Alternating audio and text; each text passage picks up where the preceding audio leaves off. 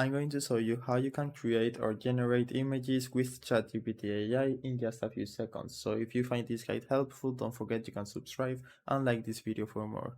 So the process is very simple. All you need to do is log into your ChatGPT account, or you can create one if you don't have one already. Then create a new chat by clicking this icon right here, and you will see the option to create an image. So click right there, and you will have some ideas.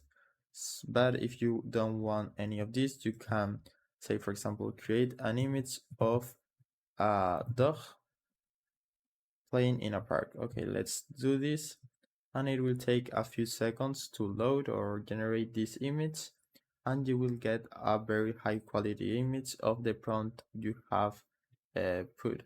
So this is the image we got. We can download it by clicking this button right here, or if we don't like it, we can do some changes. For example, make it realistic, and this will make something like this, but more realistic. So you can put as many details as you want.